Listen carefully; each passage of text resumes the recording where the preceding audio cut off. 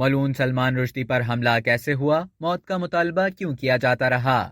New York میں تقریب کے دوران ملعون سلمان رشدی چاقو حملے میں زخمی ہو گیا۔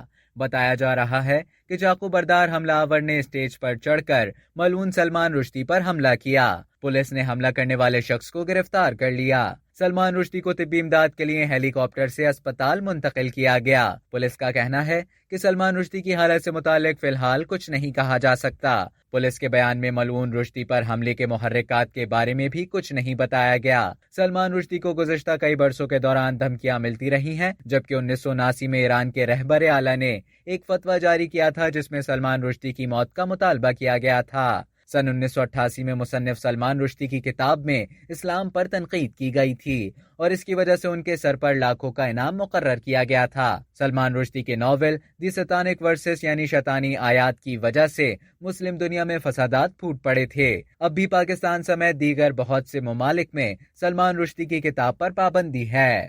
اب تک کے لیے اتنا ہی۔ مزید خبروں اور نیوز اپڈیٹس کے لیے ٹیلی جنگ کی یوٹیوب چینل کو سبسکرائب کریں اور فیس بک کے پیج کو لائک کرنا نہ بھولیں۔